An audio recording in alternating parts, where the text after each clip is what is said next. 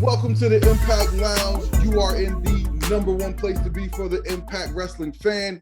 This is the Cool Factor Podcast. I'm your host, TW. And with me, of course, is the man with the plan, BQ. Say what's up to the people. Yo, what's good? I'm rocking my my Chelsea green t-shirt today. I feel bad because every time I'm doing content or podcasting, I always seem to be wearing like an AEW shirt.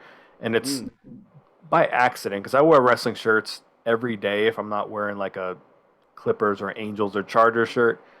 And I just so happen to be wearing that particular shirt that day. And I was like, man, I probably should try to fit the theme of my content a little bit more and the theme of the podcast. So I made sure today that I had this Chelsea green shirt on, the hot mess shirt.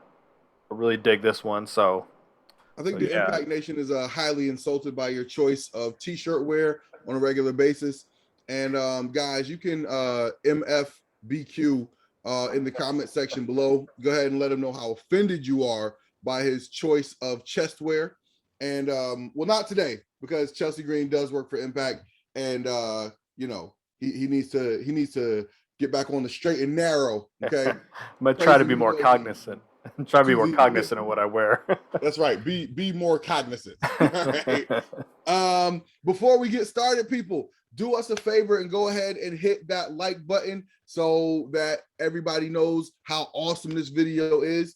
Hit the subscribe button so that you are subscribed to this channel, and hit that little bell for the notifications so that you get notified each and every time we drop some fire new content on this page.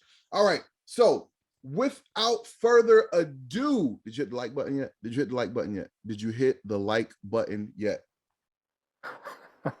Okay, so without further ado, we are going to go ahead and get into it. BQ, we're recording this on Friday night. So tomorrow, by the time you'll get this, we'll be saying Bound for Glory is tonight. So, right. So what leading up to Impact's biggest show of the year, which never seems to feel like the biggest show of the year, but you know, what's the big things or anything outside of the ring? Because we're going to preview the show. We're going to preview Bound for Glory. But was there anything outside of the ring, outside of the Impact Zone that kind of caught your eye this week? You know, not really. There's the rumors of Braun Strowman, which wasn't him Adam Sure, whatever. There's those rumors. They said, you know, he was spotted in Vegas, but they've said that about wrestlers over the years. So, you know, I try to avoid. There's nothing to do in Las Vegas except be at an Impact Wrestling taping. So that's the only reason you're supposed to be in Las Vegas. The only reason you would visit, absolutely. So I've tried to avoid any kind of spoilers about potentially who could show up. I think we all know that the Braun thing is probably pretty likely.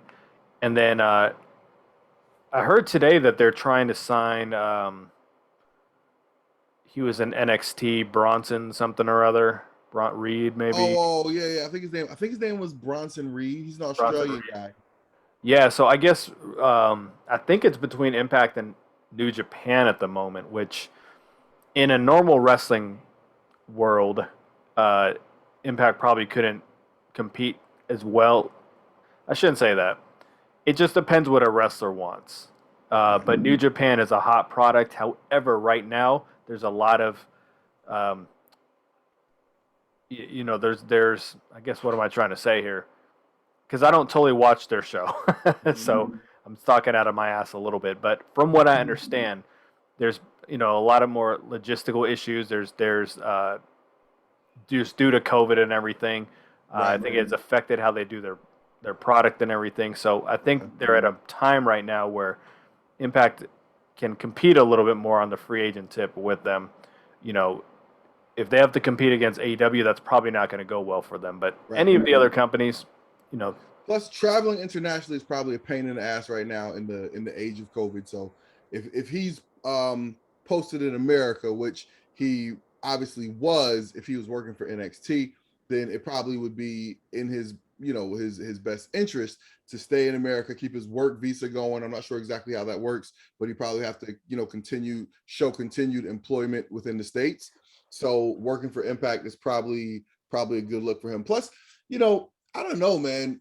AEW, obviously they're the second biggest company right now, but the roster is getting bloated, man. The roster is getting bloated. We were kind of having this conversation offline a few minutes ago. The guys that they were building their show around are like afterthoughts now.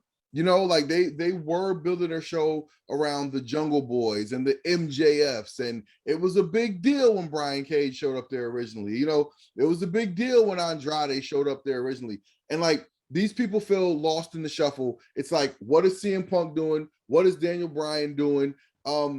I swear I saw Kenny Omega in a throwaway segment last week. And I was like, wow, it's crazy. I watched the show and I do not at all think about what is Kenny Omega doing. Not at all. Yeah. And that's crazy, right? Like it shouldn't be that way. It shouldn't be that way. So AEW is in an interesting place. Tony Khan is rich. He's like, he can afford to just hold people and just pay them. But I just don't know if that's going to work out well, because you got a lot of people who showed up there due to their gripes with not being used in WWE. So, it's just, it's interesting times are ahead, but this is an Impact podcast. And the whole reason I brought that up is those are things that make Impact a more attractive place to work, right?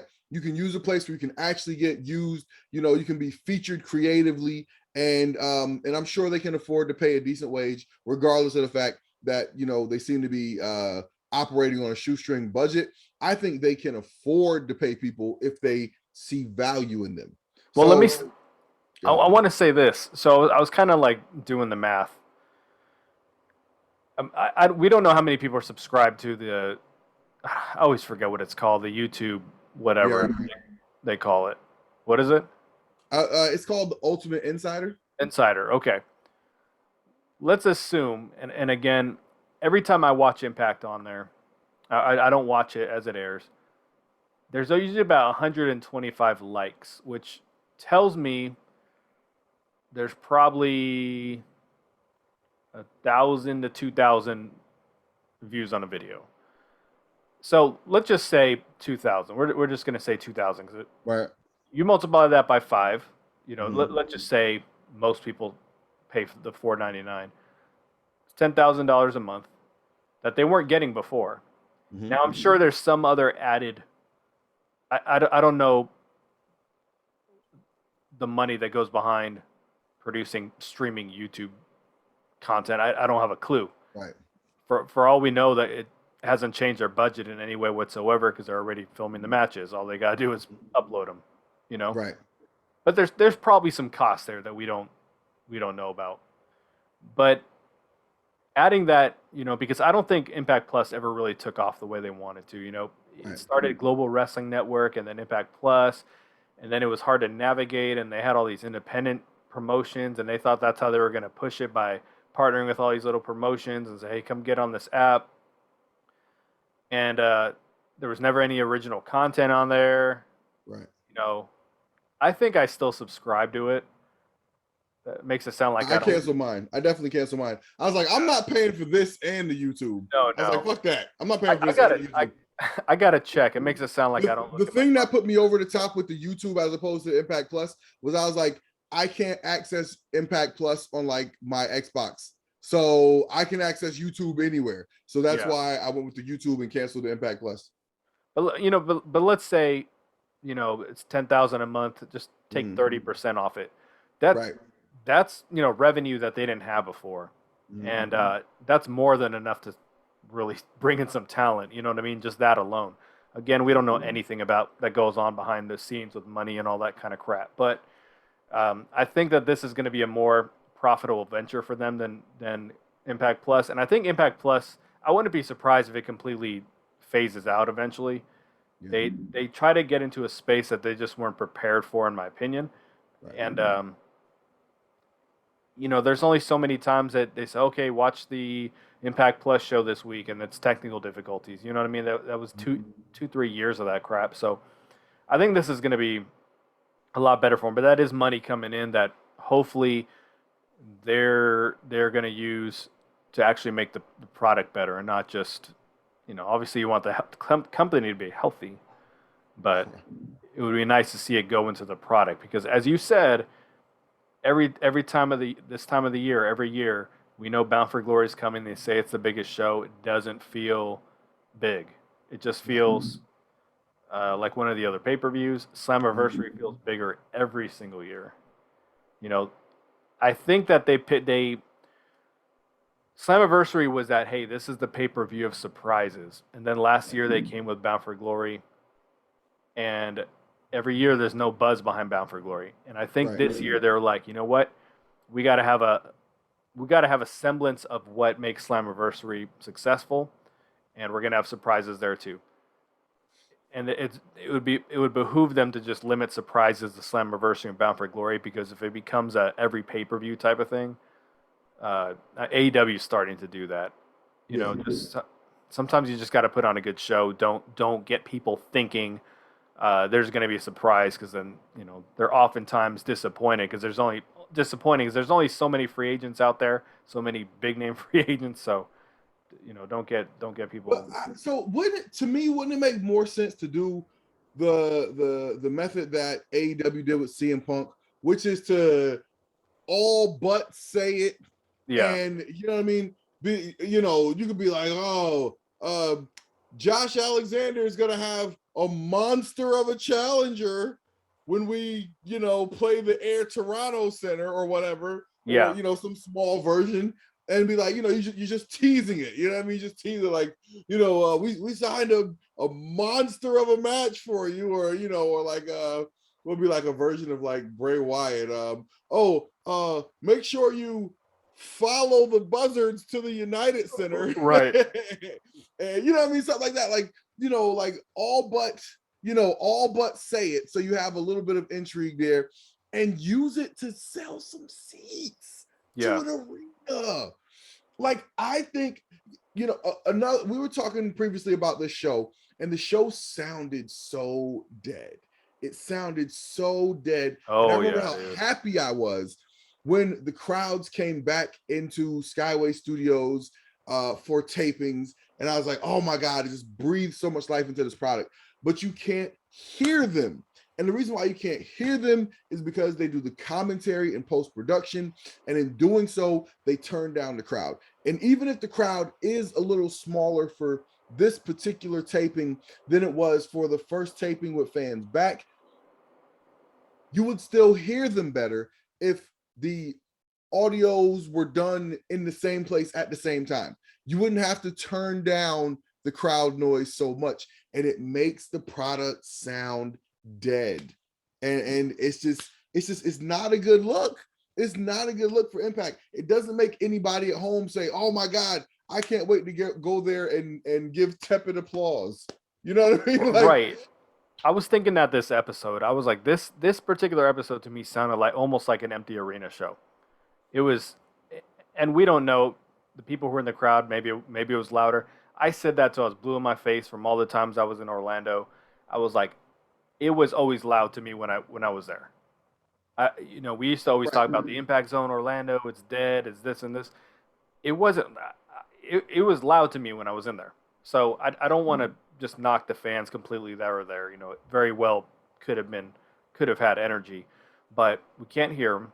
And the way that they do television right now, where they don't, in Orlando at least we could see the majority of the crowd. Now we don't see anybody. We see a couple rows of people. They're usually the same people from show to show. We have no clue how many people were in there. We don't see. Every once in a while they pan around.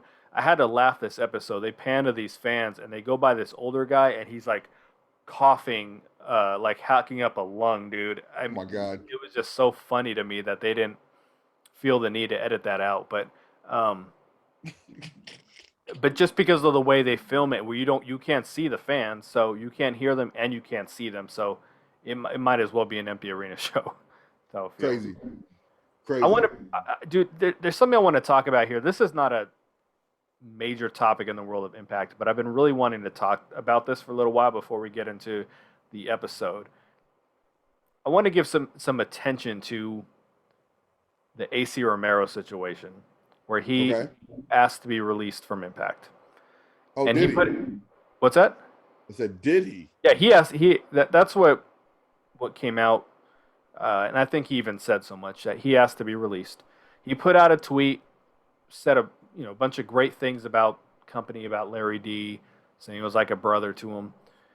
But he started it off by saying, and I'm paraphrasing, I was hoping I would never have to do this. Like I was hoping it would never get to this point that I would have, which I took that as I was hoping it was never going to get to the point where I had to ask for my release from the company. And he talked about opportunities being few and far in between. And the reason that I'm kind of bringing this up too is because this ties into Bound for Glory a little bit. He said opportunities were few and far in between. If you think about them on television, they didn't beat anybody. They had no feuds. They had a great theme song. I thought they had a great entrance. I talk a lot about entrances all looking the same, feeling the same. Theirs was different. With the camera shaking, and then I used to always like the way AC would kind of strut around the ring, like he knew where to be in what certain parts for the song and everything. Like they were very in tune to their theme song, and I liked them a lot as a team. But nothing ever was popping for them. And I was listening to an interview with Adam Thornstowe the other day, and he was talking about there was one episode of Impact where we lose to the Good Brothers. It wasn't even competitive. Finn Juice beats Triple XL, and then the next week we're in an 8-man tag. It's us and Triple XL, and all we do is get our ass kicked by Finn Juice and the Good Brothers. And the reason I kind of bring all this up is because 2 years ago, and I was there, AC Romero had his official Impact debut with Bound for Glory. He had the big spot where he fell off the ladder, and it was that was crazy. It was nuts. Definitely one of the moments of the match. Right. It was one of the most memorable parts of the show, to be honest. And it was one of their legit. They like to use this. Oh, it's no limits for the X division. Right. And then it's pretty much a cruiserweight division. I mean, you can look at Josh Alexander and some of these. It's basically a cruiserweight division. And this was the one opportunity they had to really like do something with this dude, put him in the X division. You want to say no limits? Like you could put this guy, and he could have been a real, competitor in division. He never was. Right. And it seemed like it got to the point where he was frustrated and he wanted to go. And hopefully, when I get back to my interviews one day, maybe I'll get a chance to speak to him one day. I'm not privy to talk to the current Impact roster, but some of these guys who leave the company, some of these girls, I like to start talking to them and getting some raw interviews that we're not held by the constraints of what they can and can't say. Right. So I'd be curious to talk to him one day, but and I don't want to go about this too much more because we're going to get into this show, but there's a bit of an issue where you're bringing this guy in. There was a big, we signed him at the show. They signed a contract. Scott signed it on his back and all that. Yeah. You bring someone in, he does absolutely nothing. The other guy that you do that with, Larry D, does absolutely nothing. Josh Alexander is the exception here. Right. They do gut check with Jackson Stone. This was like a year and a half ago, and he has not appeared on Impact. Right. So that's a problem to me when someone is just like, I would rather go see what else is out there for me than to stay with the company. Like, yeah, sure, I mean, look, Don Callis left an EVP position at Impact Wrestling to go be a talent in AEW. Like, to me, that's crazy. Now, I mean, maybe it's not crazy.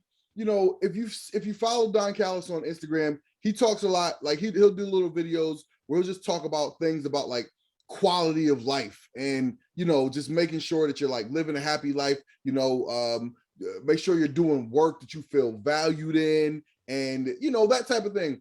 Totally makes sense. So if somebody is thinking about life in that much of an introspective way, you can totally understand why they would say, you know what?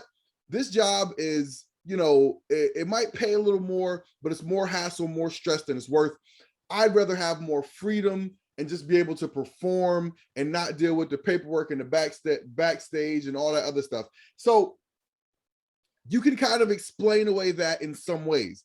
But like you said, with like the AC Romero and the Jackson Stone, not only do you discourage talent from wanting to get signed, but you also tell fans that when you do something like this, it's not worth your time to watch, right? Because fans watch something like Gut Check and they see somebody like Jackson Stone get signed and they want to invest.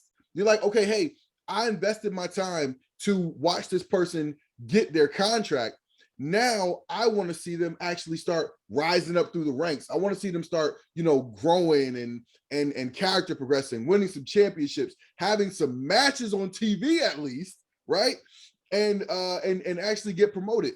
And nothing has come of any of this yet. So what you're telling fans is this is 100% not worth your time. This is time filler. This is something to do. And yeah, I mean, like, listen, I can totally understand why fans would just not want to be invested if that's what the operation is. You know what I mean? If that's what it's going to be. Now, that said, there's two things we got to consider here.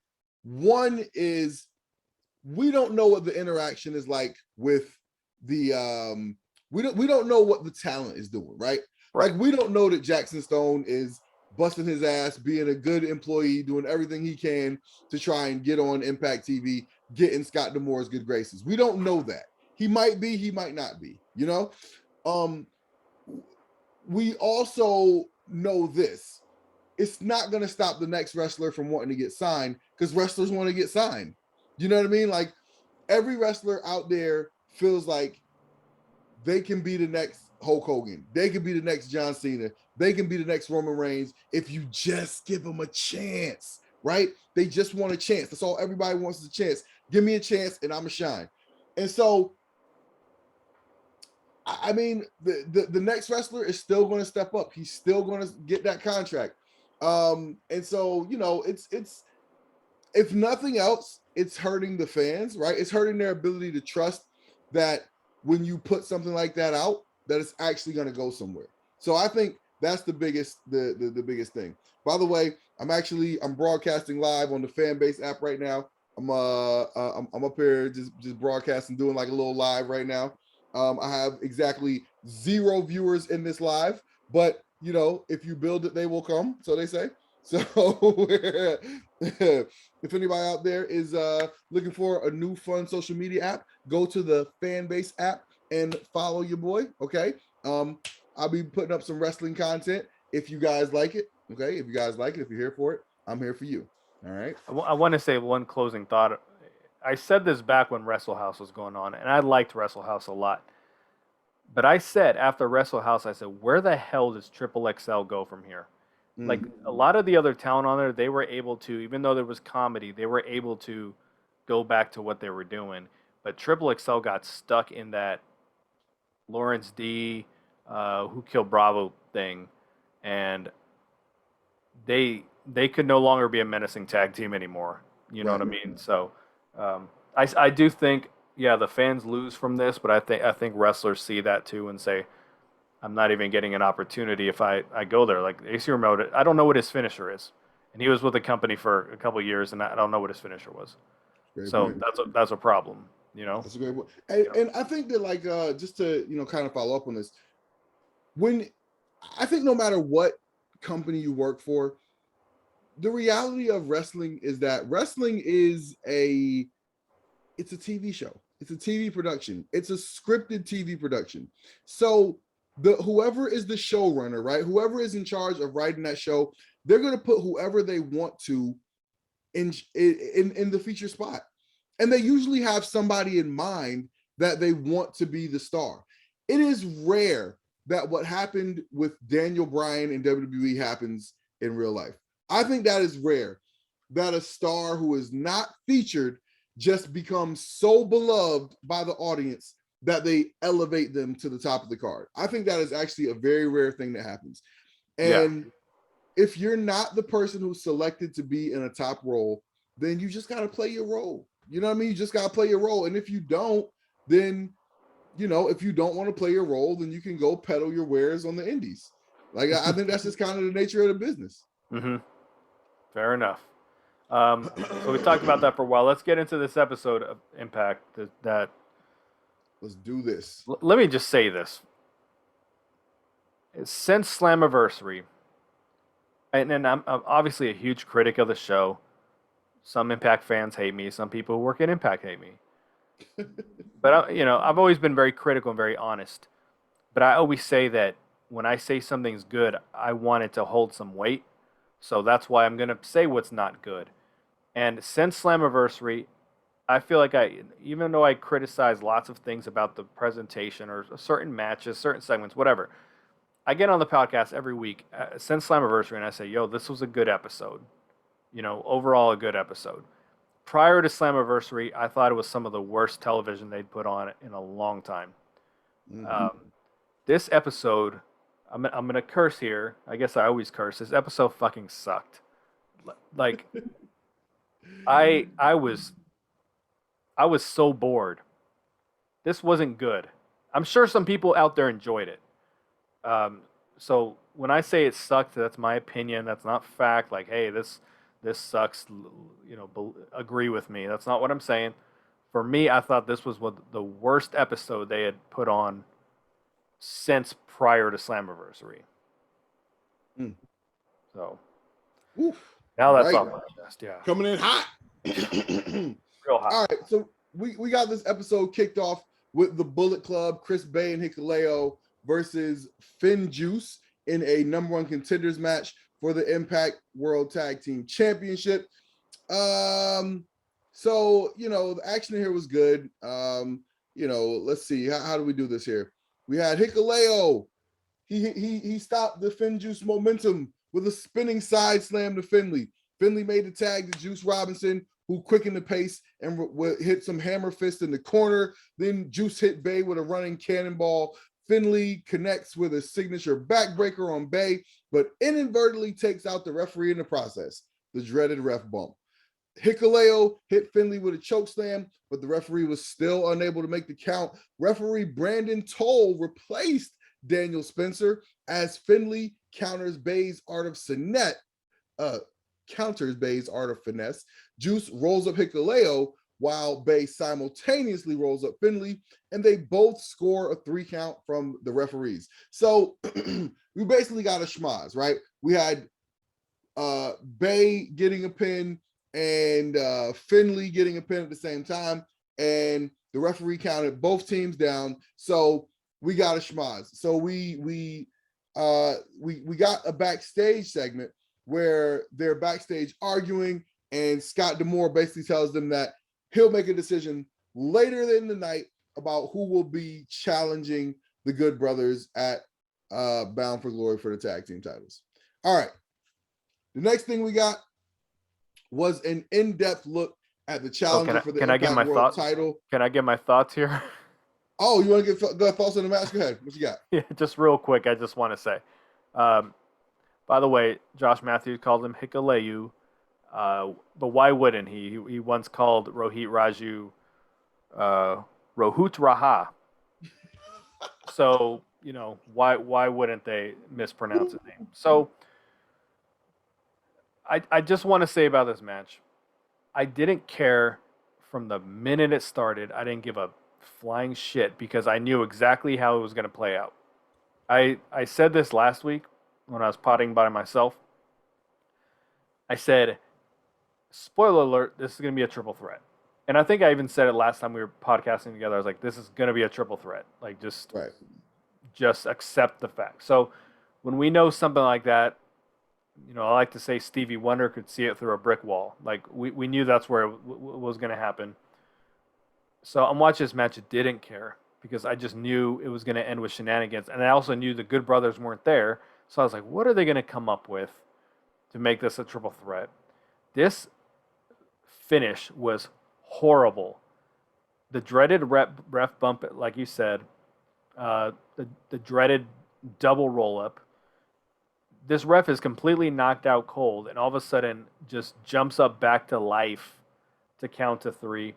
The announcers did not say, okay, I understood, but the announcers didn't communicate, hey, one ref thought this guy was legal, one ref thought this guy was legal. All we saw was 2 guys get pinned, and they were just like, oh, who's the winner? Like, well, only 2 motherfuckers are eligible to be pinned.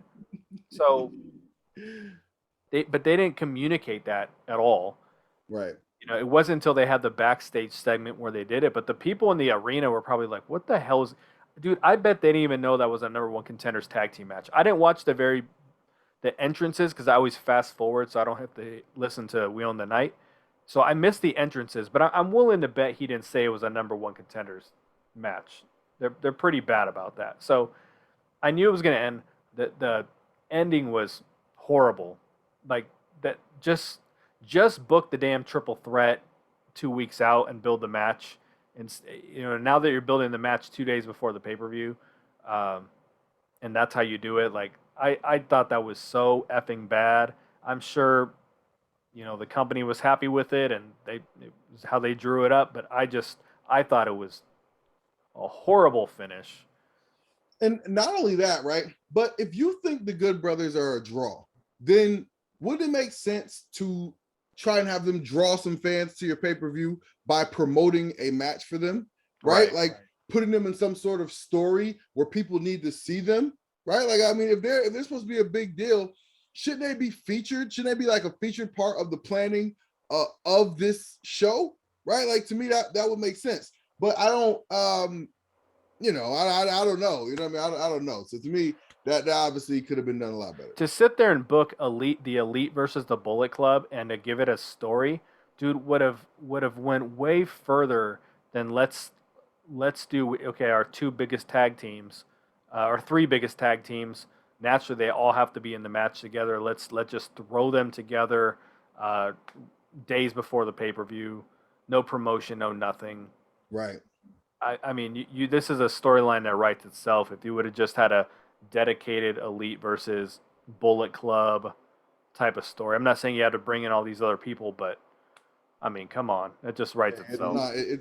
It's the no promotion for me, right? Like, I mean, whatever. What are we doing here? Yeah. All right, we good on this?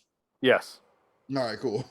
So next we got an in-depth look at the challenger for the Impact World title this Saturday at Bound for Glory, the walking weapon, Josh Alexander.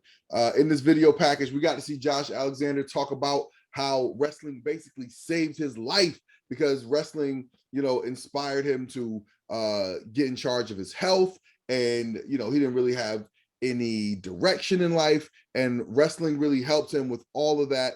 And, it kind of showed, it was his backstory, right? Like, get to know your challenger. I thought it was well done, but I didn't come away from this feeling like Josh Alexander is a star. Yeah.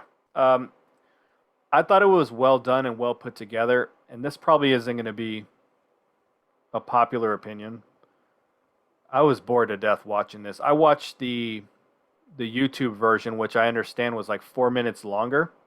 Okay. It was excruciatingly long. I was like, when is this going to be over? It's almost as long as it was as long as about an Impact TV match for the most part. Like, this episode felt like it had no wrestling on it, but it was well done. And I'm not saying he's a bad promo. He's not. He's believable. He's natural. I said when they signed him, he was a blue chipper. But he wasn't saying anything that wrestlers don't say in promo 101 class. So sometimes there's those, like, I've seen a couple clips out there from the Performance Center where someone cuts a promo and they're like, you're just saying what everybody else says, like, knock me down, I'm going to get back up, I'm going to try real hard, rah, rah, rah. And that's what I thought a lot of this was, talking about the history of the TNA and all that stuff. It's just stuff we always hear when they're building matches, or it was just, I say vanilla in the sense that there was just nothing original. he was delivering it well. It was well put together. Like, I'm not necessarily saying he did a bad job because he didn't at all. I want to make that very, very clear. I was bored to tears watching this though. Yeah. I mean, listen, I totally agree with you. Like you said, but listen, so here's the thing. I talk all the time about how Impact needs to do more to make Josh Alexander feel special, right? They need to do it with their production, and this wasn't it. But if you didn't see the end of the show, I can tell you we're not gonna. By the time we get to the end of the show, I think he totally redeemed.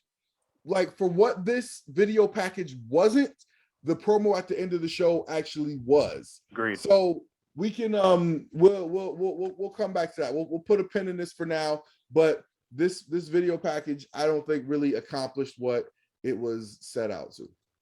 I'm sure a lot of people really liked it though. It did give you a background story. It did give you a background story, so it did accomplish that. But if the goal here was to make you feel something for Josh Alexander, I don't think it accomplished that. Right. All right. So next we got Jordan Grace and Falaba versus Chelsea Green and Crazy Steve versus John Schuyler and Tennille Dashwood and Caleb with a K. This was a big mishmash. Let's see. Crazy Steve hit the jumping DDT and Tennille Dashwood hit the spotlight kick for the win. So John Schuyler and Tennille Dashwood got the win over Jordan Grace and Falaba and Chelsea Green and Crazy Steve. Did you see this three-way? It was a three-way match. Three-way, six-person intergender match. Yeah, dude, this was so bad. I mean, they're all fighting for a championship here tomorrow or today, I guess, as you're listening to this. They all get jobber entrances, with the exception of Crazy Steve. Josh Matthews is still scared of the Decay theme song after all these years. And I guess one thing we should talk about is Tennille Dashwood's actually out at Bound for Glory, and Madison Rayne will be replacing her. Oh, really? What happened to Tennille Dashwood?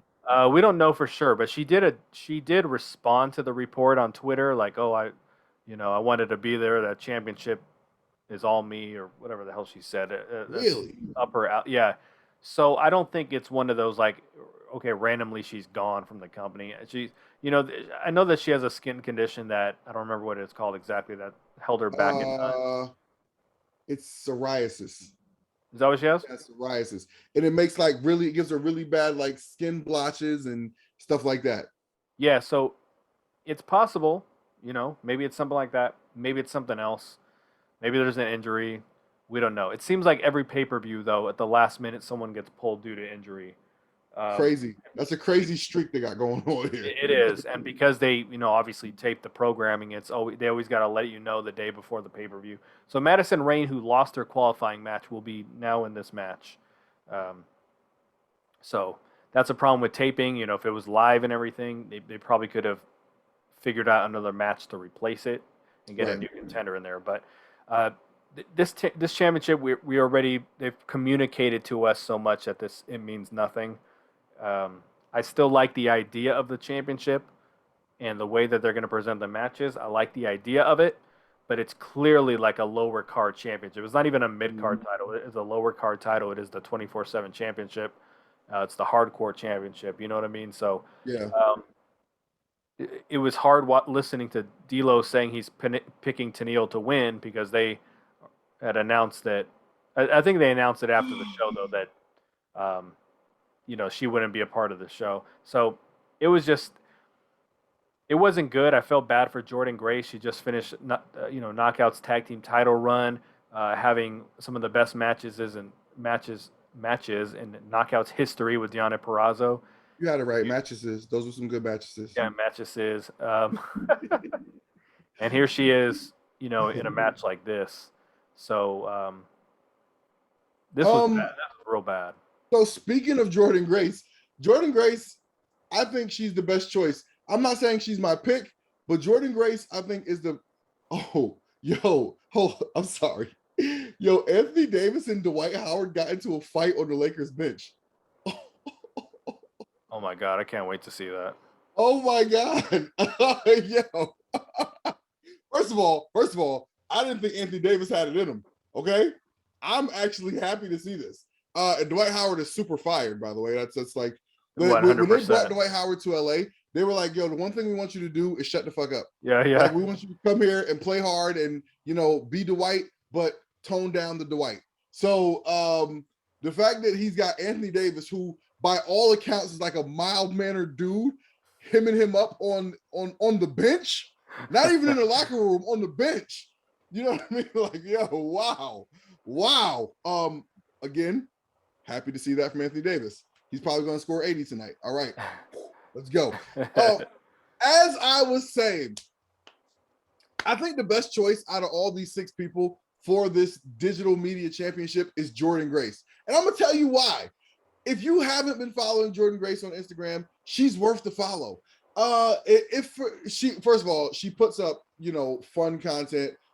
She put up like heartwarming content for like nice things she's done for people. You know, she's a good fun follow. But lately, she's been posting workout bikini pictures, not pictures, but like videos of her like doing workouts in bikinis, and not even from like a sexy standpoint.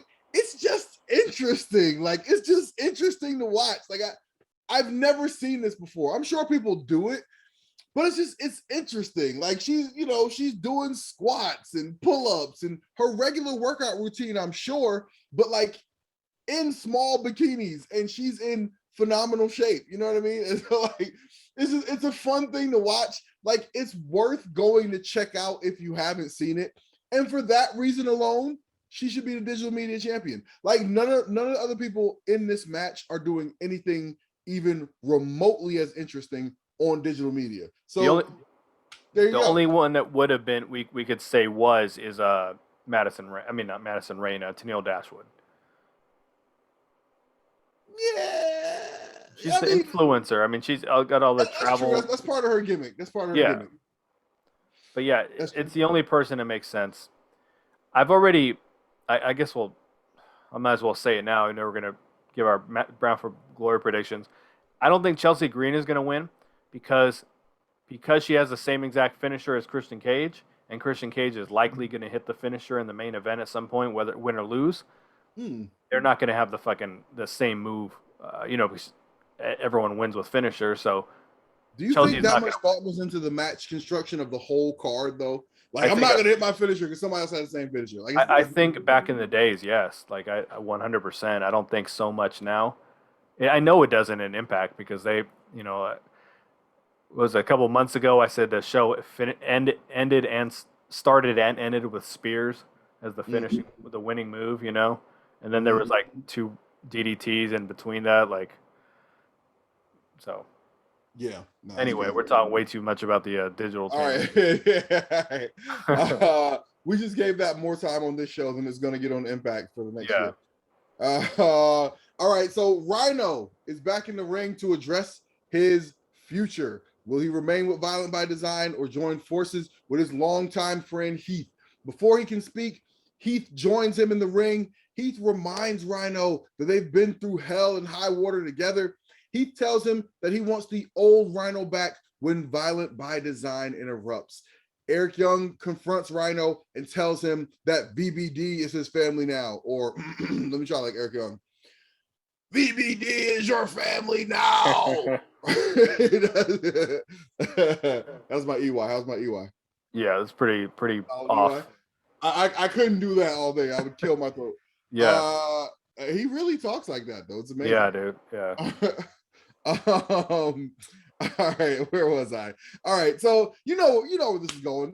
This devolves into a brawl. Heath gets jumped. Rhino gets out of the ring, and while VBD is in the ring beating Heath down, he's calling for Rhino, help me. And then Eric Young breaks the flag over his back, and he just got punked out. And will Rhino join Heath or won't he at Bound for Glory? How'd you feel about this? This dude's over the ropes like Emilio.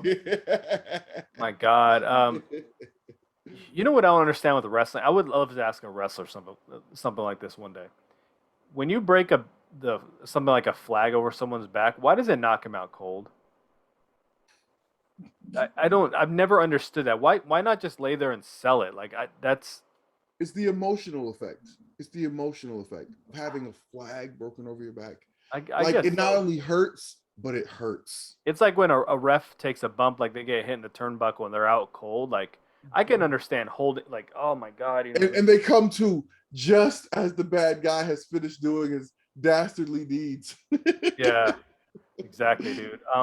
So this segment sounded like it was held at in an empty arena, with the exception of the Uncle Rhino. So I'm gonna give props here because I know I've been super negative this episode. They came out with an Uncle Rhino T-shirt, and that is the single best piece of marketing I've seen them do with their merchandise. I think since I've started doing this channel.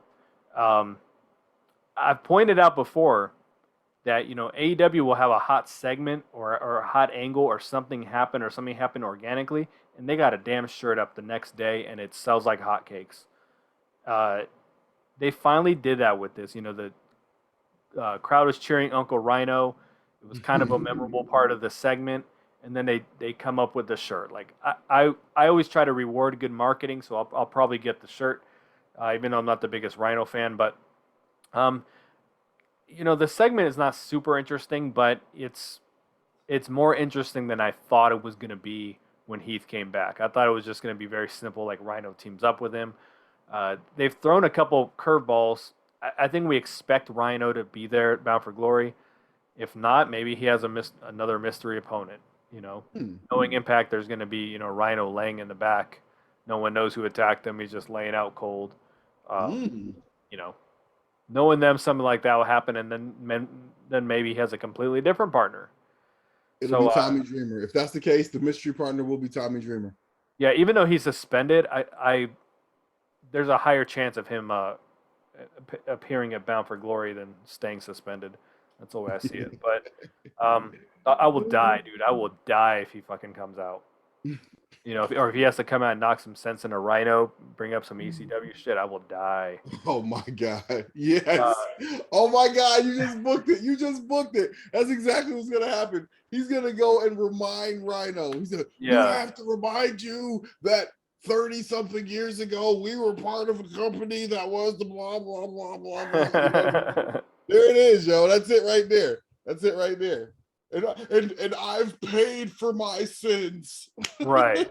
Oh my god, dude. So I don't know, that it was okay. I was a little bored through the episode, so I wasn't like in love with this, but it wasn't bad.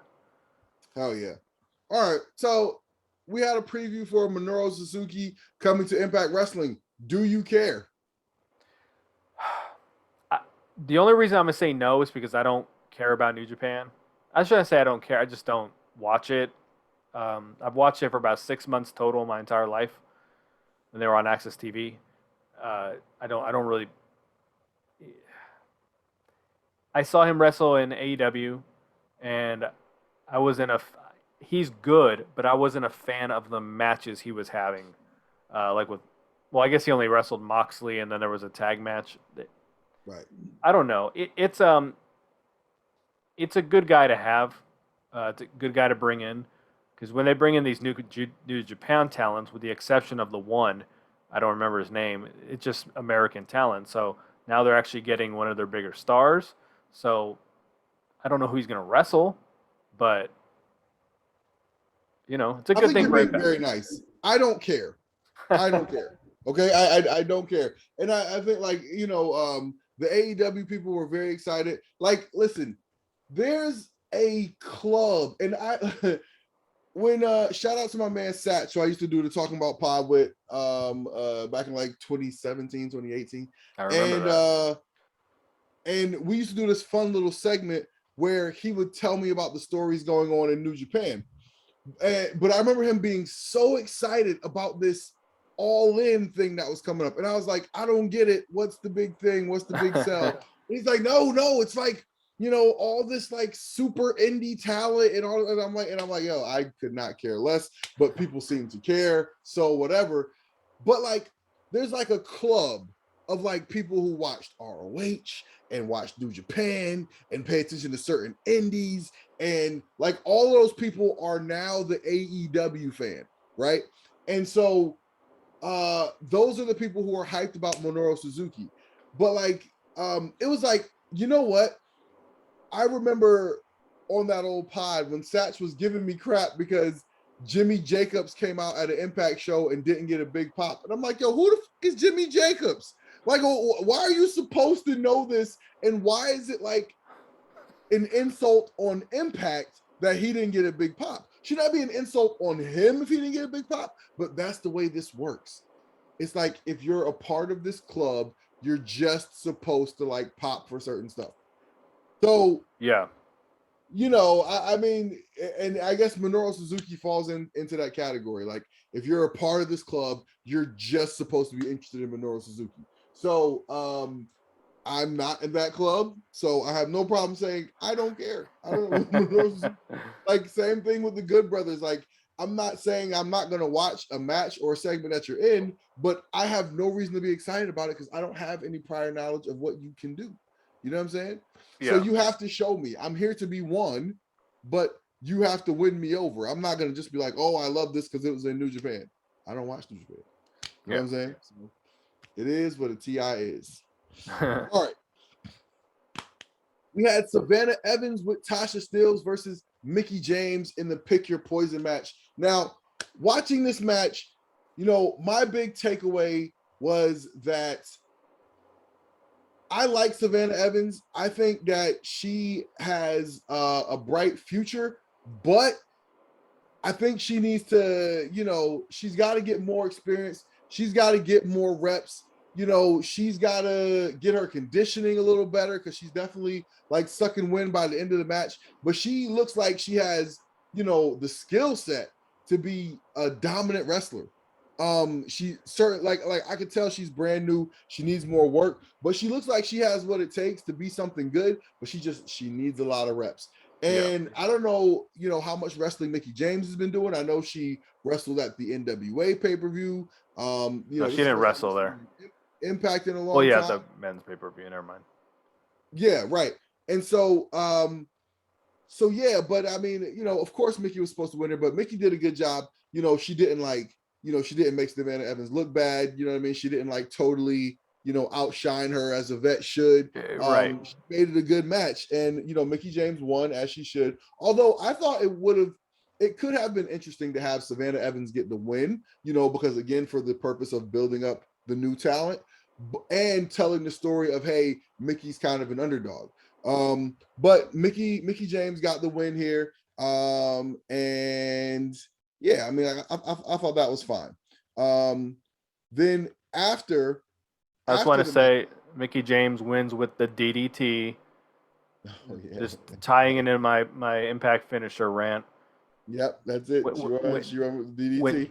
When Dreamer got suspended, I was like, well, there goes one of the DDTs. So now there's only two people who do the DDT.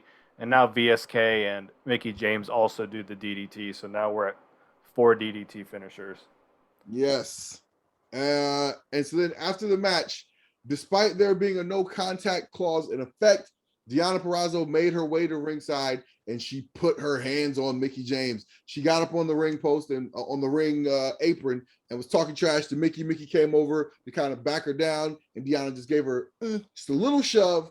And in doing so, she broke the no contact clause. But then Matthew Raywalt got in the ring and he attacked Mickie James from behind, which I thought was interesting. And yeah, and Deonna, you know, stood over Mickie with the Knockouts title over her head. And then they come back through the ring and they're confronted by Scott D'Amore, who informs Raywalt that he will be banned from ringside at Bound for Glory. And he said that he could have stripped Deonna Purrazzo of the Knockouts title for breaking the no contact clause, but instead he just hopes she loses it at Bound for Glory to Mickie James. All right, what'd you think of all this? You know, I agree the match was okay. I was excited to see it. I was excited to see Mickie wrestle. She ages like fine wine, but I enjoyed it for that. I enjoyed it for that I got a chance to watch Mickie wrestle. the after the match stuff was. I don't like attacks after the matches. I just don't. AEW is now to the point they do it after almost every single match. So they've tired me of it quite a bit. But in general, I'm not a big fan of it. Um, the backstage stuff, I don't know. You broke the. I'm sure on paper it's set the idea of them putting the stipulation, her breaking the stipulation, and then Scott letting her know, "I just want you to get your ass kicked." I'm sure on paper that was like, "Yo, this is good," but on TV, I just kept thinking, why have the stipulation? Right. Um, but it's okay. I mean, they needed a reason to ban Ray Wall from ringside, so I don't know. I'm looking forward. This is the best feud by far that Impact is doing. I mean, you put that up against, Josh and Christian or anything else. I mean, it's not even close. But this was probably the weakest part of everything they've done. But it doesn't change my excitement for this actual match. Yeah. Yeah. No. Yeah. To me, this is the best built match on the show. Best built match on the show. This is the match I'm expecting to deliver. I mean, I'm actually expecting Josh and Christian to have a really, really great match. But this has been the best built match on the show to me, hands down, bar none. This is the co-main event. It deserves to be. It deserves to be billed as such. And yeah, I mean, this wasn't necessarily great, but it did get me thinking on who would actually win.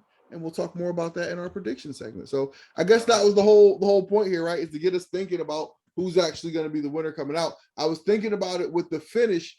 I was like, well, yeah, it'd be cool to have Savannah Evans be the winner, but usually WWE will have the person who's going to win at the pay-per-view lose on the match, the show before the pay-per-view. Right. So I'm not saying the Impact necessarily follows that same pattern, but I've been conditioned that that's kind of what that means. So if Mickey were to lose, then that would tell me that Deanna is probably going over at the pay-per-view. If Mickey wins, if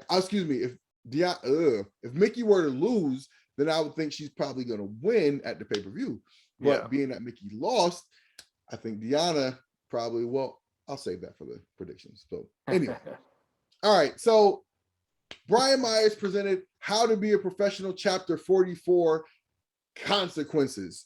And he cut Manny Lemons and Sam Bill from the learning tree. What did you think about that? As bad as these, when I say bad, I don't mean bad like I don't like them. I think they're hilarious. Personally, I'm sure there's people who don't like it. Just like I said, I didn't really care for the Josh Alexander thing. I'm sure a lot of people loved it.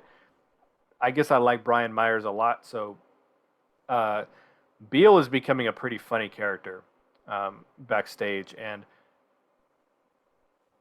I noticed on Impact's website, they list the roster, and they have the guys from New Japan. They have. If you see them on the Impact television show, they're on the roster on there, like on the website roster. Mickey James is on there. Everything. The only people I noticed were missing were the learning tree guys. And to our understanding, Zicky Dice has signed with the company. But the first article was like, there's this Manny Lemons guy. It's unknown if he's signed, but he gets cut. So I don't know if he's really just done now, because he did wrestle for the digital media tournament for the 5 people who saw that match. But I was actually shocked that he cut him. I was shocked that he cut Sam Beal, but I know that there's more to that story.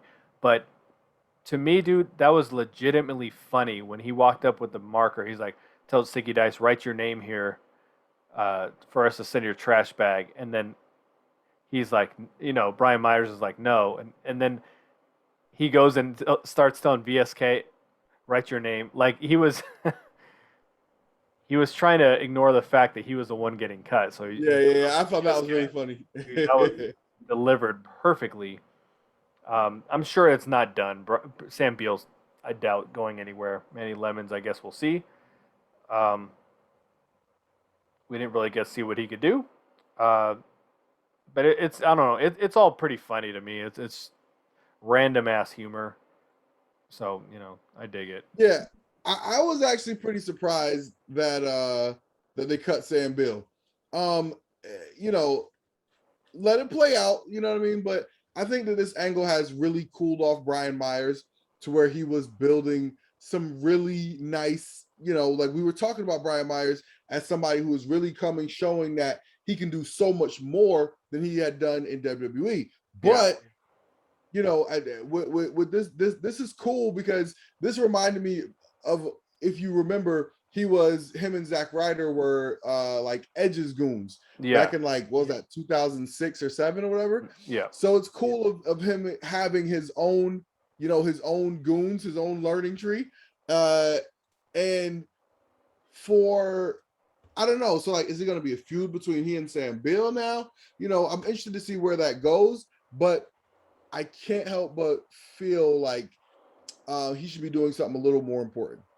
Yeah, but Sam Beal's not going anywhere because you can't have a name called the Learning Tree and then Zicky Dice is the only person actually learning under that tree because Right.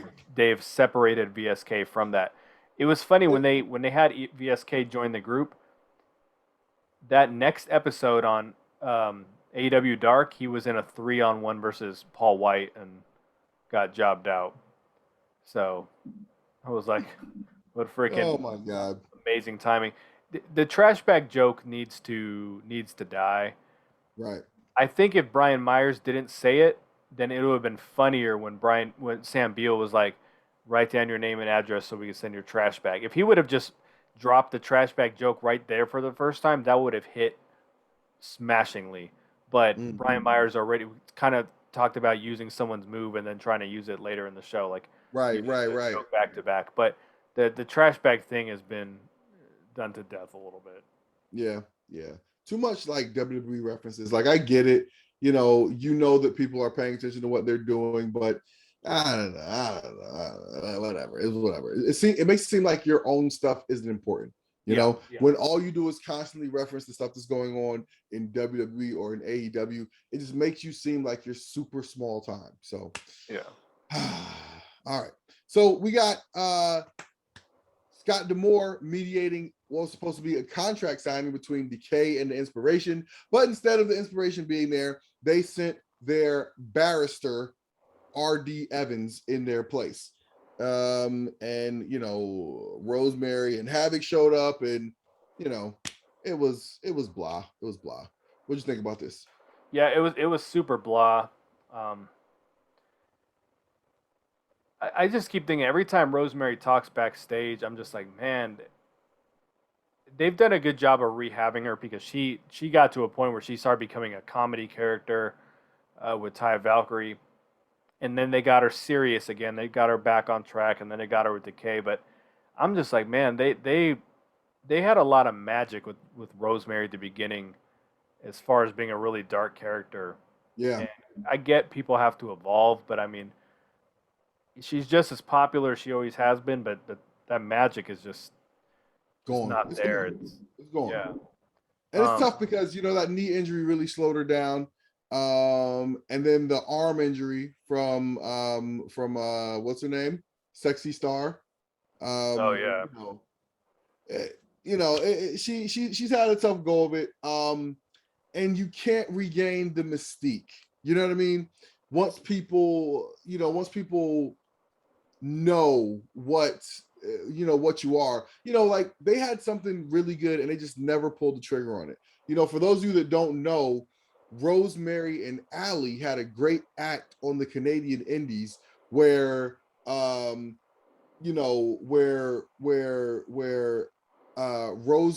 was like the demon and she drove Allie in from being the nice girl into being this Buffy the Vampire Slayer style character, and they were having all these crazy matches, and it was dope, and they signed them, and they put them on totally opposite ends of the show, and I believe the plan was always to bring them together to do that act on Impact, but it just never quite materialized.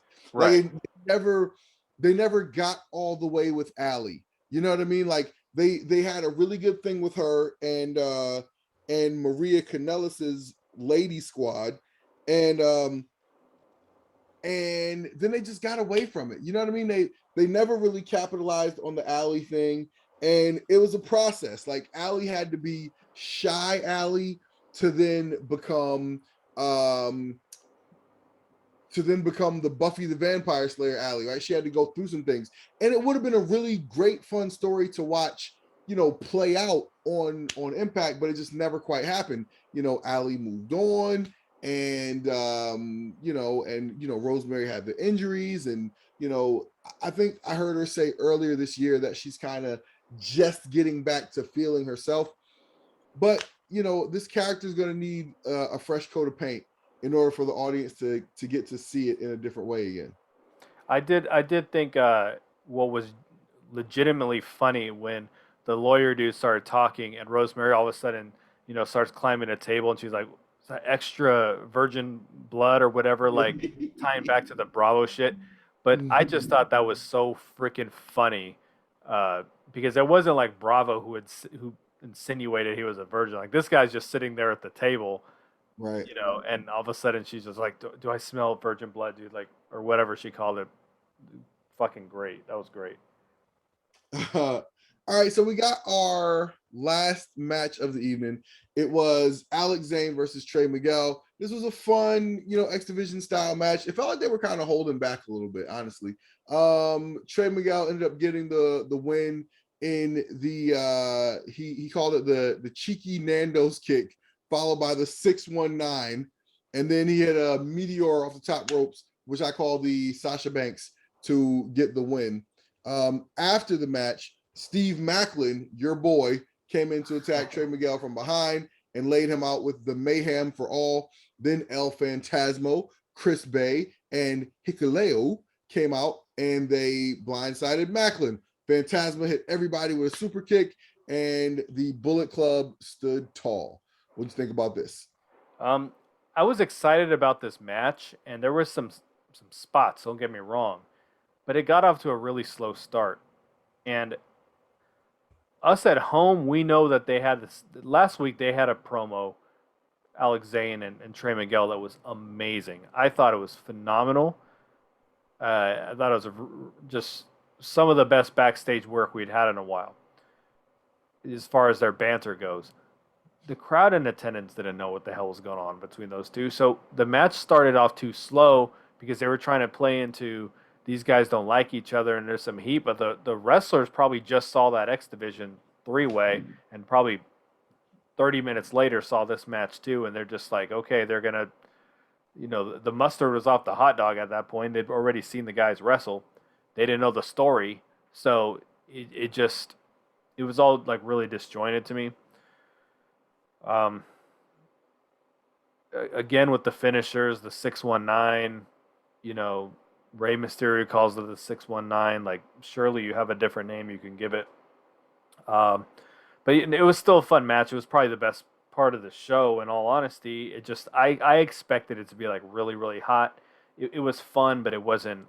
Just wasn't what I expected. But this Zane kid is special. He can do some stuff that he stands out. Mm.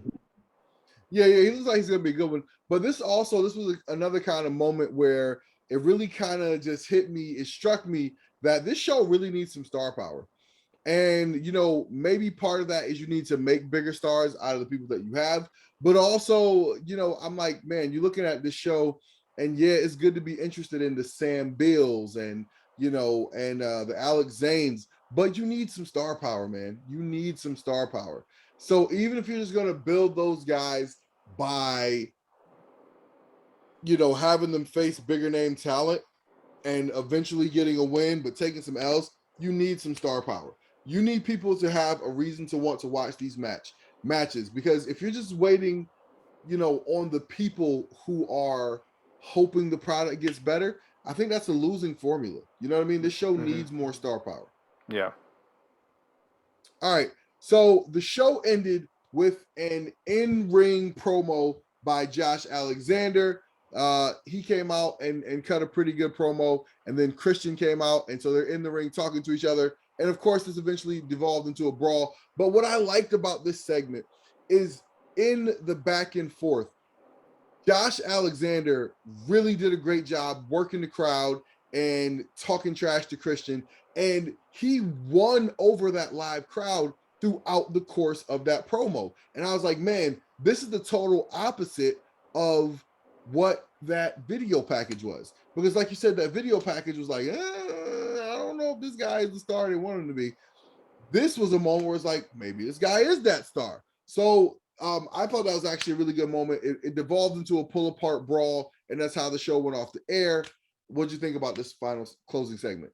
I totally agree with what you said. The video package was just, again, to kind of reiterate what I said, it was just wrestling 101. It was promo 101. Like he just wasn't saying anything that really got you excited about the match. He delivered the words well, but there was actual emotion to this, and playing to the crowd and everything. And Christian Cage had a line, and I didn't write it down, and I don't remember what it was, but he had a zinger that he hit Josh Alexander with. When he was saying you're not even the best wrestler, you're not the best wrestler in the world. You're not even the best wrestler of Canada. You're not even the best wrestler in this ring.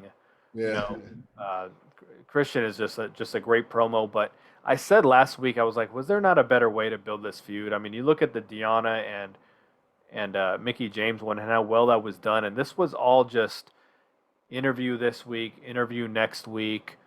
They bump into each other in the hallway, then another interview, and it was just, I was just like, fuck, there's got to be a better. There was no real heat. Like they did give heat at some point, and then they would back off with like, I really respect you, Josh, and I respect you, Christian. It just didn't like.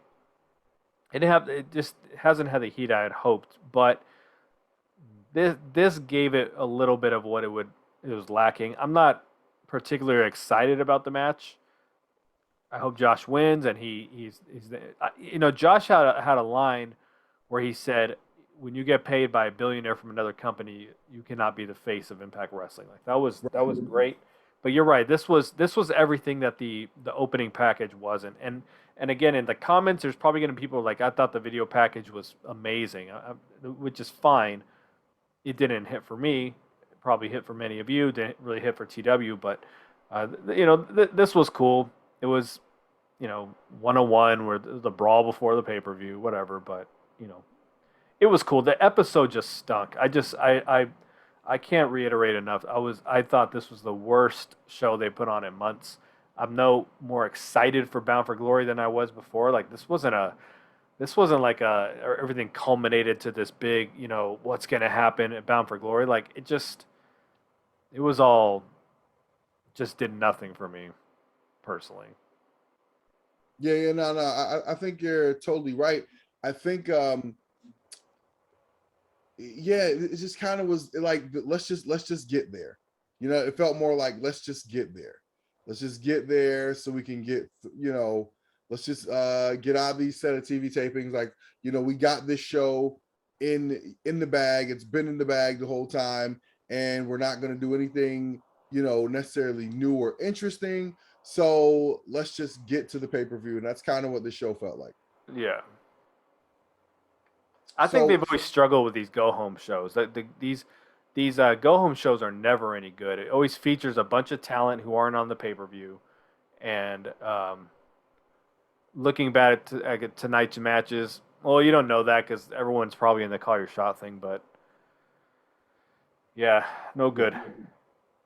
So, but speaking of the show, let's get in the show. You ready to do some Bound for Glory predictions? Yeah, definitely. All right, let's see what all we actually thought of Bound for Glory. All right. Or what we think is going to happen at Bound for Glory. So we know Austin Kong is going to be inducted into the Impact Hall of Fame. And we know that on the Bound for Glory, on the Countdown to Glory show, we're going to have the Digital Media Championship match between John Schuyler versus Crazy Steve versus Falaba versus Jordan Grace versus Chelsea Green versus Madison Rain. And also we know now that Chelsea Oh wait, Madison Rain's replacing the other woman, the other influencer. Tennille Dashwood, yeah. So who is your pick to win and become the first ever digital media champion? As you said earlier, I'm gonna agree with you. I think Jordan Grace absolutely wins this. If I had to pick a runner-up, I think Madison Rain could, but that's only if Tennille was slated to win. That's kind of what they do. It's kind of like when Kylie Ray was slated to beat Deonna Purrazzo, and Yeah, she didn't wrestle, so they had Su Young beat her. Like, just have yeah, just have Deonna continue to be a champion. What the hell? But neither right. here nor there. Um, I think she wins. I'm gonna go back to what I said. I know this is maybe looking into it too much. I don't think Chelsea. I initially picked Chelsea Green, but you know, again, if she's gonna win with her finisher, which is very dangerous the way she does it, or looks dangerous, I should say, uh, you can't because the guy in the main event uses that move. So because 90% of matches end with finishers, I'm going to eliminate her from it, and I'm going to say that Jordan Grace wins. So I think Jordan Grace should win, but the winner I'm picking here is Chelsea Green. I think Chelsea Green, she probably has the largest social media following out of all of these people. Because obviously she was a former NXT person, former WWE performer, and also True. a former Impact person. So I think Chelsea Green is going to walk away with the Digital Media Championship. What's my reasoning? That's it. Is it great? Maybe not. Is it I, true? Probably. I was telling you off air, I think it would be a good idea if whoever holds the championship should also upload their matches to their personal social media accounts. So having guys and girls with some kind of social media clout be the champion, just would add a different wrinkle to it. I doubt highly that they do that, Yeah. but you want to try to leverage their social media accounts, I would think. But All right. So next we got the Call Your Shot Gauntlet. And what we know about this so far is that Chris Sabin is entering at number 1 and W. Morrissey will be entering at number 20. This is a great opportunity to debut some people, right? Have some surprise entrances. There has to be surprises. I mean, Impact doesn't have 20 people on the roster who aren't, on this show right now. So, how do you see this going? Who's your pick for the Call Your Shot Gauntlet? And is there any certain spots or surprises you expect to see or are hoping to see in this spot? the surprise I am expecting and hoping to see is the Buddy Murphy one. Usually there's usually like three surprises. One is a big deal, and the other, swaggle and someone else to waste the spot. Hopefully it's not like that. Hopefully we get some legitimate surprises. I used to laugh every year when people would be like, "Oh, Kenny Omega is going to debut in the Royal Rumble and this," and then all you get is like gold dust. Yeah. I told people all the time, I said, "Who the fuck, aside from AJ Styles, has ever debuted at the Royal Rumble, like a big deal name? Like True. they don't do that. It's it's usually joke characters. Yeah. So I feel like there's gonna be a joke character, and then a couple serious ones. I'm hoping it's Buddy Murphy. I think which he could very well win. That would be a very impact thing to do. I do think W. Morrissey is going to win, though. I think he's going to be very much like the final three with Sabin. I think it's going to be Moose Morrissey and Rich Swann. Hmm. Here's my thing, though. This match, while great, I love the concept on paper. I really do. I was very critical the first year because winning it meant nothing. Eddie Edwards never called his shot, and people want to argue he was in a 5-weight Slammiversary. Like that is not a prize for winning a battle royal. You know. Right. Then Rhino called it, and then it started making this thing mean something a little bit. But the first two Call Your Shot gauntlets, number one was the winner. So now this whole concept of who's going to draw 1 or 20, they do this match. I love the idea of it. I think it's a creative thing to do. But the guy who draws number one wins. So and Chris Sabin's probably going to be there to the final four. I'm almost sure of it. Right. So Morrissey being number 20, like he has to win. Like at this point, you have to balance this out, and the guy who draws the last number needs to win. And that's just my thing. But I think it is going to be him. But who cares what number they draw? I mean, it's number one is won 2 years in a row. If they have Saban run the fucking whole thing, they're just going to make it not matter. But so yes, Morrissey is my pick. I will say Moose is my number 2, and I'll say Rich Swann is my number 3. Yeah, I think Morrissey is going to be the winner here. I think here's where we could see the debut of Braun Strowman in Impact. I think, like you mentioned, Buddy Murphy is a very distinct possibility right here, and I think also Bray Wyatt is a possibility here. I think Bray and here's the problem though. If you debut Bray Wyatt, are you going to have Morrissey throw him out? But I mean, see, the good thing that we've learned from the Royal Rumble over the years is a battle royal like this is a great way to set up matches in the future. So you could have Bray Wyatt debut, and you have Eddie Edwards throw him out, and boom, there's your program. yeah, I just think Braun and Bray are too big for that match. I understand it has big stakes, but I mean, what's it going to be like the opening match of the show? Like Yeah. I don't see main event talent debuting at this thing. All right. So we got Heath and his mystery partner going against Violet by Design. Obviously, the story here is, will Rhino, snap out of his loyalty for VBD and tag up with Rhino? I think he does. I think we get the heartwarming story, and then we got Heath and Rhino back on the quest for the Impact tag team titles. What do you see here? What do you think? The safe money is on Heath and Rhino winning. There's 2 more scenarios I see playing out. One where Rhino does not show up, or maybe gets taken out backstage, like I said, and there's another partner, and that's a way to debut someone. The other scenario I think is that Heath wrestles them by himself, that Rhino doesn't show up, gets a shit kicked out of him, and then Rhino has the feel good moment and saves him at the end. That's it. I think that's exactly what's going to happen. All right. So next we got the Good Brothers versus Finjuice versus the Bullet Club in a 3-way tag team match for the Impact World Tag Team titles. What do you got here? Who do you like? I would have much rather, as I said earlier, had the Good Brothers versus the Bullet Club. We've already seen Finjuice versus the Good Brothers. We've seen Finjuice versus the Bullet Club. I feel like we see Finjuice versus the Bullet Club every single week, and maybe that's hasn't been the case. But I don't know why. When I saw that match graphic, it's like, haven't we seen this like 9 times already? Yeah. Maybe they haven't wrestled once. I don't know. It just feels that way. I tend to not care about triple threat tag team matches. So I think the Good Brothers are actually going to lose the belt. I think the Bullet Club's going to win the belts. They would be. Chris Bay's like the hottest thing they got going. You wouldn't know it. They don't make him feel that way, but he is. So it would be dumb not to put the belt on him. They tend to do this thing where they're like, oh, well, when someone's hot, they don't need the belt. Like when Sami Callihan was like red hot for a while, and they were just like, we're not going to give him any titles. He wrestled for the X Division title. Well, we're not going to put that on him. And then he's going to wrestle for words. We're not going to put that title on him either. And then they put it later after he cooled off.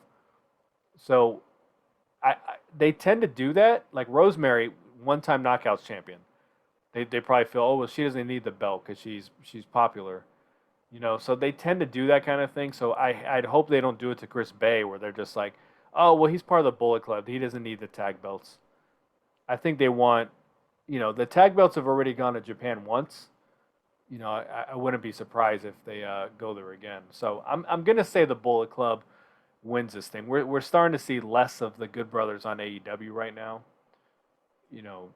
So you might as well take the belts off them. Yeah. I think that the titles are also going to the Bullet Club. For all the reasons that you said, I think Chris Bay is, a rising superstar, and they need to start getting some belts on him, man. I mean, he's had the X Division title, I think, twice. once or twice. But yeah, he needs to be a champion. Like I said, he's the coolest guy you got, and it makes sense for him to be carrying around some titles with impact on him. All right. All right. So we got the X Division Championship. Steve Macklin versus El Phantasmo versus Trey Miguel. Who you got here? Whew. I'm gonna say Trey. Uh, he is. He's one of the guys, the few guys that I say put the rocket on this dude. I hated the Rascals. I love Trey Miguel as a single wrestler. I love his theme song, his entrance, his move set, his demeanor, his promos, everything about him. Like, put the damn X Division Championship on him now. I think it's necessary. Uh, it would be a very missed opportunity to not throw it on him. So I will say Trey. I totally agree. Trey Miguel is my pick here as well. Although I could see Steve Macklin getting it so that Trey could continue to chase, right? Because, they say the money's in the chase. And I'd like to see, Trey have like a really big moment where he wins the title as a single. And so I wouldn't be mad if Steve Macklin won it. I'd be bored, but I wouldn't be mad if Steve Macklin won it, because I think that would create an opportunity for Trey Miguel to chase the championship, which would be more good TV. So okay, I'd be here for that. All right. So for the Knockouts Tag Team Championship, we got Decay defending the title against the Inspiration. That's the former Iconics, Cassie Lee, and what's this lady's name? Jessica K, maybe. Jessica McKay. So I think that Decay's not doing much, and I would not be shocked. It would not surprise me at all for Impact to put the titles on the Inspiration on their first night on the show. So yeah, I'm gonna go ahead and take the Inspiration. I'm taking the Inspiration too. There's no way they lose. I would love to see Rosemary and have it get a much better tag team title run, but it seems like they're comfortable putting the belts on heels and let them keep them for a while. I'm glad they're joining the Knockouts roster. I'm not saying the Knockouts don't have attractive girls, but they don't have girls that look like these two. You just got to have different flavors of ice cream, and I think right now a lot of the flavors are very similar in the way that they look. So this adds something very different. Gives it a very beautiful people type of vibe. So now you got two teams like that, Madison and Tennille. Well, I should, Madison and Tennille are there too, so they have the look, the model look.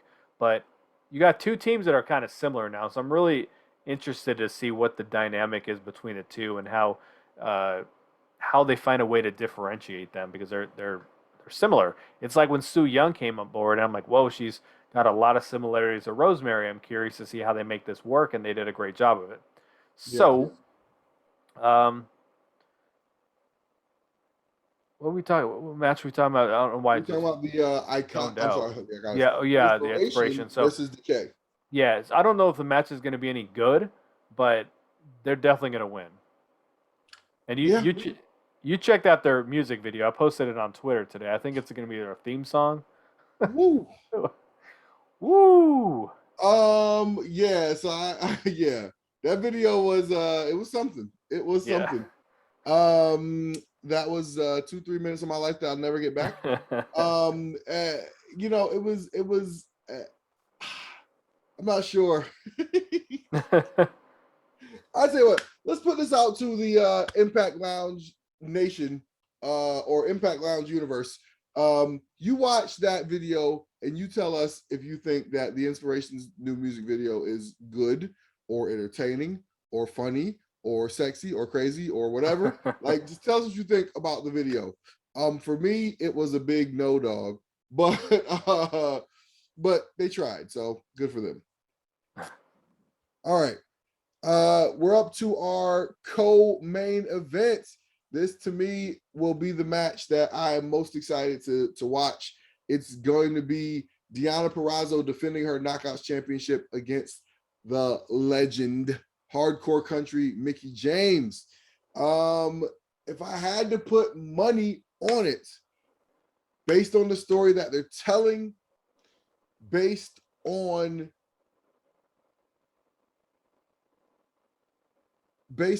some forecasting, I think Mickie James gets the win here.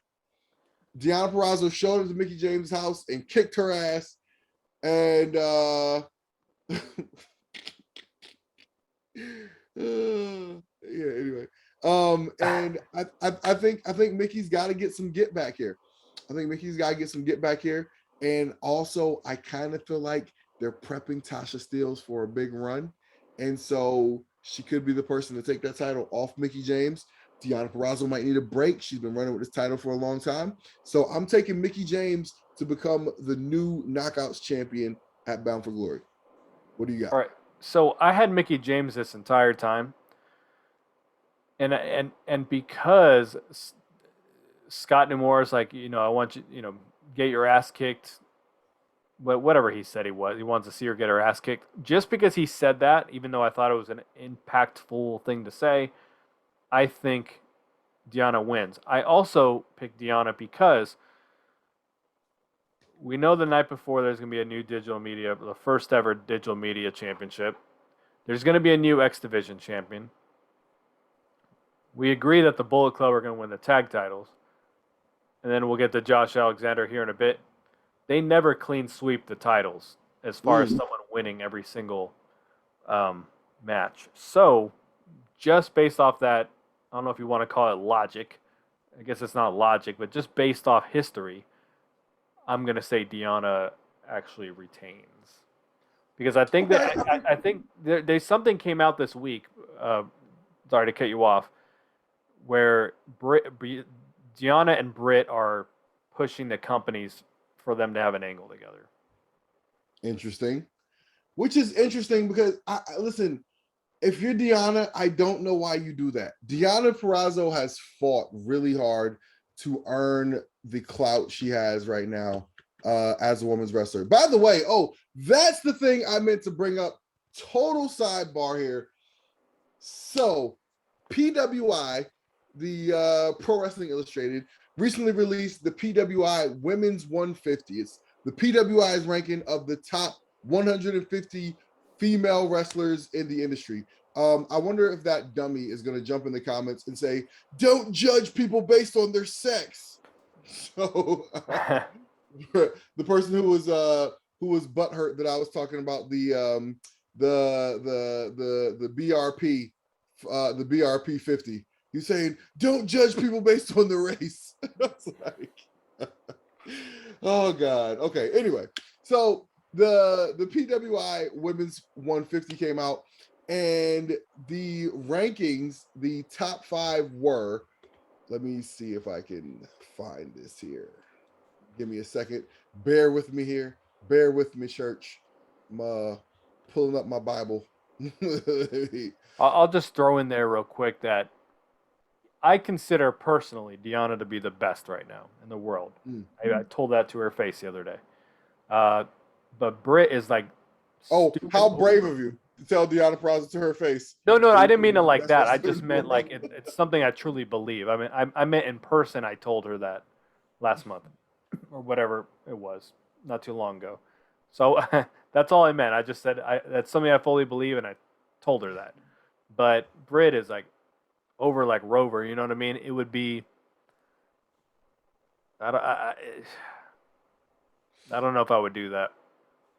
So if you had to guess who was the top 5 in the PWI 150, the PWI Women's 150, who would you think would be the top 5?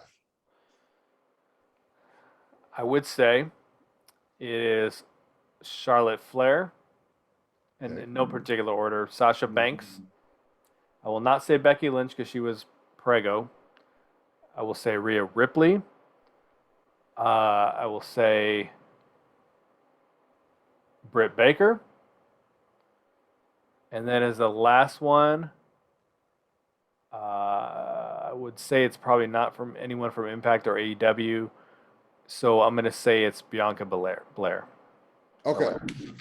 So the top 5 in the women's 150 was number 5, Thunder Rosa, number 4, Britt Baker, number 3, Deonna Purrazzo, number 2, Utami Hayashitsida, and number 1, Bianca Belair. So I was like, oh man, I got beef with this list, man. Like I got no problem with Bianca Belair being number 1. Her accomplishments, you know, you got her accomplishments against anybody. Listen, so wrestling is a TV show, okay? You have to give credit to the fact that someone is featured on the biggest, most popular, most profitable TV show. That matters, okay? So so the person who is, you know, having big moments on the biggest stage, you got to give them their flowers, okay? So Bianca Belair was number 1. I got no problem with that. I also would have been totally fine with Sasha Banks being number 1. Sasha Banks is so good, and you forget how great Sasha Banks is because she has prolonged absences off of television, but every time she's on your television, you are reminded instantly that nobody is better than Sasha Banks. There are people who are as good at Sasha Banks at different aspects. Like, she's not the best promo, but she's an amazing character. You feel her. So anyway, Sasha Banks. I would have no problem with her being number 1 on any list. But Utami Hayashishida, I've never heard of her. I've never heard of this person. And I'm not saying she's not a good wrestler. I'm not saying she hasn't been in good storylines. But bro, if I've never heard of you and I watch wrestling, I read wrestling on the internet, but if I've never heard of you, like I'm not saying I'm a wrestling expert, but I consume enough wrestling to where if you're popular, I should have heard of you. I've never heard this name before. I've never seen it before, seeing it on this list. And so for her to be ahead of Deonna Purrazzo is trash. It's absolute trash. You don't do people any favors by listing them there so that you can have just someone from New Japan. And what you do is you inadvertently cut out the legs of someone like Deonna Purrazzo. Deonna Purrazzo, I think, deserves to be number 2 on this list, behind Bianca Belair, because you cannot deny the work she's put in. She was a draw for Impact. She was a draw for that AAA show. She was a draw for that NWA show. And she's, you know, basically duplicating the Kenny Omega belt collector storyline as a woman. And nobody else is doing that. You have to give her her credit. You got to give Deonna Purrazzo her credit. You can't downmark her because she wrestles on Impact, and Impact is still, you know, when it comes to popularity. And I guess that's why I didn't say Deonna for the top 5. I didn't think. Right. But it's the same concept, though. It's the same concept, right? It's the fact that because, you know, she wrestles for Impact, you can understand that people don't give her credit. And that's bullshit. That's bullshit, especially when you're going to add somebody whose name we never ever heard of. You know what I mean? Right. Britt Baker and Thunder Rosa had some wars over the past year. You got to give them their credit. Have to. And so and so by the same token, you got to give Deonna Purrazzo her credit. Now, back to what you were saying about Deonna pushing to do an angle where her and Britt work together.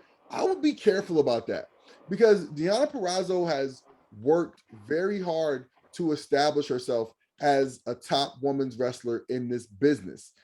And we've seen Tony Khan's track record when it comes to this forbidden door. He's not going to let you beat Britt Baker. Not going to happen. You know what I mean? Maybe you could barter something where he gets to have Scott D'Amore put his balls in his mouth on live TV or something. Maybe that's the only trade-off he would make, but he's not subjecting AEW talent to be getting beaten by Impact talent. It's not going to happen, especially not their crown jewel, Britt Baker. You know what I mean? Like, if I was Deanna, I'd be careful. Like, I know that's your friend. I know you want to work with her, but Deonna Purrazzo seems like somebody who is about her respect. And if you are, this is not going to work out well for you. So maybe if it's something where you guys are doing like a 2-woman tag team, you know what I mean, where you end up taking the Knockouts titles, that'd be fine. But if that happens, if y'all lose the Knockouts title, guess who's taking the pin? Okay. Yeah, right. So it would be cool. I can see it being a cool thing. But I'm just saying that, like, if you're Deonna Purrazzo, I feel like the respect you've worked for, the cachet that you've built up, could be in jeopardy. The only AEW wrestler to lose a match that I can think of within the Forbidden Door was Serena Deeb losing the NWA title to Camille. Right. Aside from that, right. Like, no one. Right. But even then, that was the NWA's title, and she had to get the NWA's title, right? So she wasn't gonna just it wasn't like she was losing the AEW title. And there's no way he's going to let a belt-carrying AEW champion lose to an Impact talent. I can't see it. I believe it when I see it, and I ain't going to see it. It's not going to happen. It's not going to happen. So, with the exception of the main event, but yeah, but see, that's okay. So that brings us to our main event. The main event of the evening, we got Christian Cage, the champion, defending against Josh Alexander for the Impact Championship. What do you got here? Whew. This should be a really excellent match. Josh Alexander has to win. I mean, this was most likely the Josh Alexander versus Kenny Omega plan. That's a lot of the reason I said that I think Rich Swann is going to win the gauntlet, because I have a feeling it's going to come full circle where he challenges for the title again after losing it. But I think the plan was for him to, I don't know what the plan was, but I have a hard time thinking Josh loses. It's the only opportunity you're going to have to really cement like your next star. Lewis made a point to me today that I'm a little behind on AEW television, but I guess they're playing off that Christian Cage is hurt on Dynamite. So, as you said, Tony Khan's not going to let one of his guys just lose. You know what I mean? So it's possible that they're going to try to drop that C like, well, Christian's wrestling injured. But I have a hard time believing that Christian Cage walks out of this thing as a champion. I would be shocked. So, I agree. I do think this is the spot where Josh Alexander gets the title and brings the title home to Impact. As a matter of fact, that was the part that got the crowd riled up when he was having his face-to-face in the ring with Christian. Somebody said, "Bring it home, bring it home." And it is just a damn shame that this moment could not be Kenny Omega. If this was Kenny Omega, this would be a star-making performance. That said, I have all expectation and faith that this is going to be a banger of a match. Christian has been putting on bangers, in all the matches I've seen him, since coming back out of retirement. And I have all the confidence that this is going to be an excellent match. But it's just, I don't know. I think I'd like some more story. The story's here, but this was supposed to be Kenny Omega. You know what I mean? Yeah. And that would have been such a big thing for Josh. That would have been such a big thing for Impact. And it feels, this feels like? This feels like when AEW announced that they were going to be signing a Hall of Fame talent, and it was Christian. Yeah. And so it's like, an Impact star is going to win the title back for Impact from AEW, and it's Christian. And it just doesn't feel the same. But I can tell you, man, the other thing that I really would like, if there's a swerve here, I'd like to see Christian do a turn and keep the title and give him a goon. Give Christian a goon and let Christian keep the title as a heater. Tyson Because I Tomko. think Christian can be good in this role. Christian's not doing anything on AEW TV. And when he goes back, he's not going to be doing anything. So I think you keep Christian in this role. You have him, stay with Impact, defend the title on Impact, give him a goon like he had Tomko and AJ Styles before, and let him run. Let him do his thing. I think he'd be great. Have Alexander chase it a little more. Have him lose to Christian and then be like, oh, I got to work my way back up. And then you build to cage Alexander 2 at whatever, at homecoming in January or whatever. And yeah, I mean, like there's a way to do it. There's a way to do it where you can get a bigger payoff. I think it's doable. It's just like for a myriad of reasons, it just feels like this has fallen a little flat of how excited we were once we started putting the puzzle pieces together and seeing that Josh Alexander was going to, was potentially on this path. It feels like it's lost some steam. And you can get it back. I think you can get it back if you were to do what I suggest. Like I said, have Christian, do a turn, go heel, give him a goon, let him run a little bit as a heel, and have Alexander chase and build up to Christian Alexander 2, where Josh Alexander overcomes him and takes the title. So, good. No, I was going to say, the one wrinkle in this is, remember, Christopher Daniels challenged Christian for the title. Interesting. He never got usually that match, Yeah, usually they'll be like, whichever of you two wins, I'm next. That's like what Sami Callihan said. But I don't believe that happened this time. I think he just straight up challenged Christian. And it's like you have to believe Impact would be just foaming at the mouth to have two, high-profile guys in the history of TNA have a match for the world title. Yeah.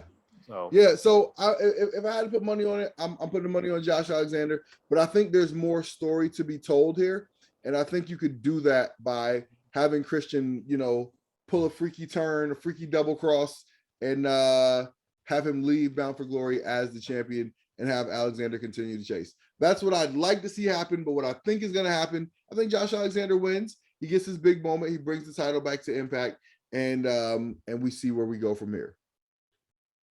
Fair enough. So those are our Bound for Glory predictions. Do you want to take a look in the comment section and see what the Impact Lounge is talking about? This show's running pretty long. Yeah. All right, so listen, we'll get back to you guys and your questions next week. The show's running pretty long. Me and BQ put it together for you. We gave you a good amount of content for you to chew on. Drop your comments and questions. Drop your predictions in the post below. Let us know what you think. We'll be back to talk about what we thought of Bound for Glory. Okay. And we'll see how we did on our predictions. And yeah, see if there's any big news coming out of the show. BQ, you got anything else for the people? I have nothing. All right. So nothing at all. We go, tell the people where they can find you. BQ Speaks on Twitter. So let me throw this out there. My Twitter got hacked. And right now, all my Twitter's in Chinese, so it's driving me crazy. But I got the account back, but it wiped every single person I follow. I don't even think I follow TW at the moment. I only follow about 30 people because I just randomly, when I see someone. So my apologies to everyone. I'm going to do my best to follow everyone that I was following. But yeah, that sucked that happened. But BQ Speaks on Twitter, the Impact Lounge on Twitter. So I've really focused on that account just organically growing, and it's doing pretty well. So, check that out. And then Impact Lounge on Instagram as well. And Facebook. Look up the Impact Lounge on Facebook. True. And if you were following BQ, but he has ghosted you and you are feeling lonely and you need somebody to fill that void, fill that space in your life, follow me. Okay, you can follow me. You can find me at TW Talking About on your social media of choice. That's on your Twitter, on your Instagram, on your fan base app. What up, fan base? You can follow me on all those. You can also follow my podcast page at Talking About Pod on Twitter. Tweet me, I tweet back. Okay, follow me, let me know what's up, say what's up to me, I'll say what's up to you. Most importantly, make sure you share this with a friend. Okay, if you're listening to this on a podcast, if you listen to it on SoundCloud or your podcast app of choice or YouTube, whatever, make sure you share this with a friend. Go ahead and drop it on their page, post it to them, email it to them, send it to them in a text. Say, hey, these two guys are geniuses, and one of them is incredibly handsome. And